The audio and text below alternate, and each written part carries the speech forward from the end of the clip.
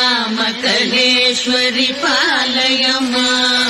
ఎదురుగా విశాలమైన మండపంలో ధ్యాన సమాధిలో ఉన్న యువయోగి ఆమె విశాలనయన దృష్టి పదంలోకి వచ్చాడు. ఎవరితడు? ఈ అద్భుత తేజస్సేమిటి? నుదుటిన విభూది రేఖలు, అందులో కుంకుమ బొట్టు, మెడలో రుద్రాక్షమాలలతో బాలశివునిలా ఉన్నాడు ఆ యోగి. చూస్తుంటే తనలో మాతృమమత పెళ్ళుబుక్కుతున్నది ఏమిటి? ఈ వేళప్పుడు ఆలయంలో ఉన్నాడేమిటి అని ఆశ్చర్యం కలిగినది ఆ తల్లికి. క్షణకాలమే ఇదంతా.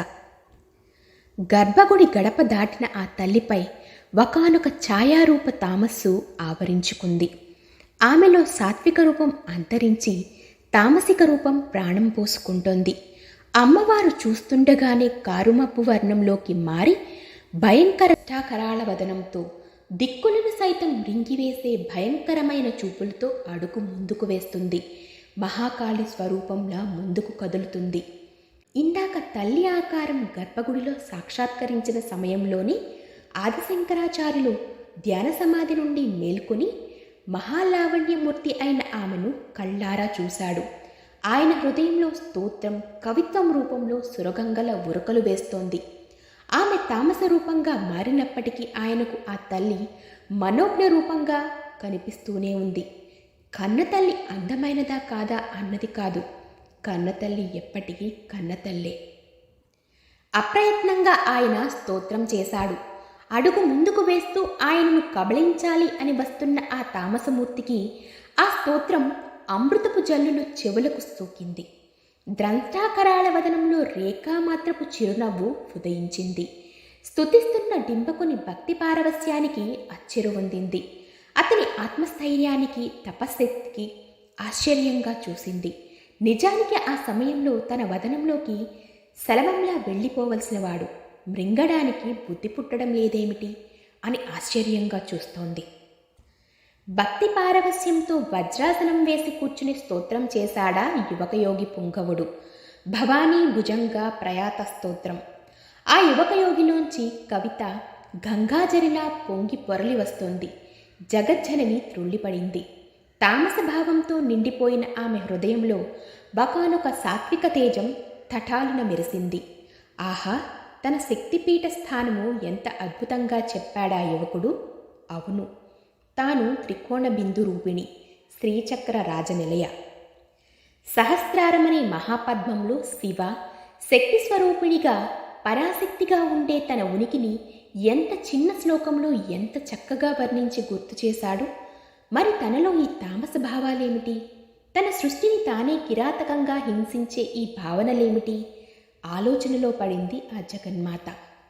ఆదిశంకరుల ముఖ కమలము నుండి సురగంగలా వచ్చిన స్తోత్రము తరంగాలు తరంగాలుగా ఆమె కర్ణతటాకాలను దాటి కర్ణపుటాలను దాటి ఆమె ఆలోచనలలో సుడులు తిరుగుతుంది. ఏమిటిది? ఇతడు వసిన్యాది వాగ్దేవతలకు మరో రూపమా? ఏమి పదలాలిత్యము, ఏమా కవిత్వము, ఏమా కంఠస్వరము, ఏమి ఆ భక్తి తత్పరత, ఏమి ఆ వర్ణన? ఎవరు నాయనా నీవు? నా దారికి అడ్డుగా కూర్చున్నావేమిటి? నేను ఈ సమయంలో సంహార కార్యక్రమం చేపట్టాను. నిన్ను చూచి నీ స్తోత్రానికి ముగ్ధురాలని క్షణకాలము ఆగానంతే. నీవు తొలుగు.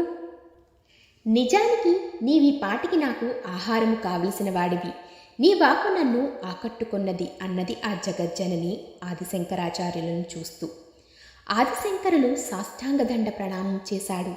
అమ్మ శాంభవి, చంద్రమౌళి, కాత్యాయని, గంగాజరిలా సాగింది ఆ స్తోత్రం. తల్లి తల పంకించింది. పగడము దొండపండు కలగలిపిన ఎర్రని రంగును స్ఫురణకు తెచ్చే ఆమె పెదవులపై వెన్నెలలాంటి నవ్వు వెల్లివిరిసి శుద్ధ విద్యాం పురాకార విజాపంక్తి ధ్వజోజల అన్నట్లుగా ఆ తల్లి పలువరస ఆ నవ్వులో తళుక్కుమని మెరిసింది.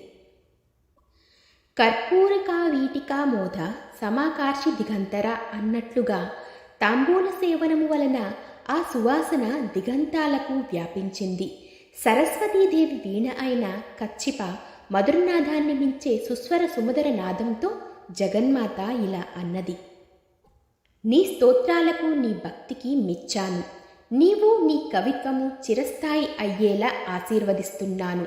నీ నుంచి వచ్చిన అమ్మవారి స్తోత్రాలు నిత్యము పారాయణ చేయగలిగిన వారు శ్రీచక్రార్చన చేసినంతటి ఫలితము పొందుతారు. నీకు ఏం వరం కావాలో కోరుకో. ఆ వరమును ఇచ్చి నేను నా సంహార కార్యక్రమను యథావిధిగా కొనసాగిస్తాను. నిన్ను సంహరించక అనుగ్రహించడమే నీకు ఇచ్చే పెద్ద వరముగా భావించు అన్నది అహంకార భావంతో, తామసభావ ప్రభావంతో ఉన్న ఆ అమ్మవారు. ఆదిశంకరాచార్యులు క్షణము జాగు చేయలేదు. బాల్యంలో తెలిసి తెలియని వయసులోనే నేను సన్యసించాను తల్లి. శంకరుడు నా నామధేయము. దేశాటనముతోనూ వేదాంతములు భాష్యాలు వ్రాయడంలోనూ ఇన్ని సంవత్సరాలు గడిచిపోయాయి. బాల్యావస్థ దాటిపోయి యవ్వనము వచ్చేసింది.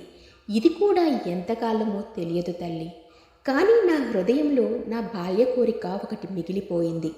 అది శల్యంలా నన్ను అప్పుడప్పుడు బాధిస్తూ ఉంటుంది అన్నాడు వినమ్రంగా. అందుకు ముగ్ధ మనోహరంగా నవ్వింది ఆ జగజ్జనని. ఏ కోరికనైనా తీర్చగల సమర్థురాలిని, నీ తల్లిని, జగజ్జననిని నేనుండగా నీకేమి కొరత నాయనా? అడుగు. నీ కోరిక తీర్చి నేను నా సంహార కార్యక్రమానికి వెళ్ళిపోతాను. పసితనపు అమాయకత్వము వదలని ఆ యువకుని కోరికకు అమ్మవారు పక్కున నవ్వింది. అమ్మతో ఆదిశంకరాచార్యులు ఇలా అన్నాడు. అమ్మా, నాతో పాచికలాడతావా అని పసిపిల్లవాడు అడిగినట్లుగా అడిగాడు ఆ బాలశంకరుడు. తప్పగా ఆడతాను నాయనా. నీ స్తోత్రముతో, నీ భక్తితో, నీ వినయముతో నీ పట్ల అపార మాతృవాత్సల్యము పెళ్ళుబికేలా చేశావు. మరి ఆట అన్నాక పందెమంటూ ఉండాలి కదా. నీకు తెలుసో తెలియదో, పశుపతితో ఆడేటప్పుడు నేనొక నిబంధన పెడతాను. నేను ఓడిపోతే ఆయన ఆజ్ఞ మేరకు సంవత్సర కాలం పాటు నడుచుకుంటాను. నేనెప్పుడూ ఓడిపోలేదనుకో. ఈశ్వరుడు ఓడిపోతే నేను వేసే ప్రశ్నలకు వివరంగా విసుక్కోకుండా సమాధానం చెప్పాలి అని. ఆ ప్రశ్నలు లౌకికమైనవి కావు. ఎన్నో వేదాంత రహస్యాలు ప్రాణికోటికి సులభతరం కావాలనన్న పరోపకార ధ్యేయంతో ఆ ప్రశ్నలను నేను అడుగుతాను. అలా ఏర్పడినవే ఎన్నో దేవతా స్తోత్రాలు, కవచాలు, సహస్రనామాలు, అష్టోత్తర శతనామ స్తోత్రాలు. మరి నీ పందమేమిటి నాయనా అని అన్నది ఆ జగజ్జనని. ఆమెలో పశుపతినే పాచికలాడలో ఓడించే తన నైపుణ్యమును కించిత్ అహం తొణికిసలాడింది. ఇదంతా గమనిస్తున్న పరమేశ్వరుడు నిశ్శబ్దంగా లోలోపల నవ్వుకున్నాడు. ఆమె గెలుపు, తన ఓటమి ఎవరి కోసము? లోక కళ్యాణార్థం కోసమే. మౌనముద్రలో ఉన్న స్వామి జటాభాగము నుండి ఒకానొక కాంతికిరణము మెరుపులా వచ్చి ఆదిశంకరులలో ప్రవేశించడము ఆ తల్లి గమనించలేదు. ఆదిశంకరుల శరీరము, హృదయము క్షణకాలము దివ్యానుభూతికి లోనైనది. శివ, పరమశివ, తల్లితో ఆడే ఆటలో పందెముగా ఏమి కోరాలో వాక్కు ప్రసాదించు ఈశ్వర అనుకున్నాడు లోలోపల. అది భావనారూపముగా పరమశివుని నుండి వచ్చిన అనుభవమే. పందెమేమిటి నాయనా అని మరలా అడిగినది అమ్మవారు.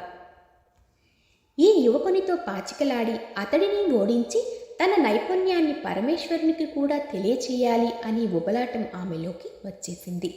తల్లి, నేను సన్యాసిని. నాకు ధన, కనక, వస్తు, వాహనాలేమీ అవసరం లేదు. ఒక వాగ్దానాన్ని పందెపు పణంగా నేను పెడితే నీకు అభ్యంతరమా తల్లి అన్నాడు శంకరాచార్యులు. తప్పకుండా, నీ వాగ్దానం ఏమిటో చెప్పేయి అన్నది వాత్సల్యం నిండిన చిరునవ్వుతో ఆ జగన్మాత. అందుకు ఆదిశంకరాచార్యులు వారు ఇలా అన్నారు. తల్లి, నీవు కరుణామయివి. నీవు తామస శక్తివై ఈ సంహార కార్యక్రమం చేయడము నాకు బాధాకరముగా ఉన్నది. ఆటలో నీవు ఓడిపోతే ఈ సంహార కార్యక్రమాన్ని ఆపేసి అందరినీ కాపాడాలి.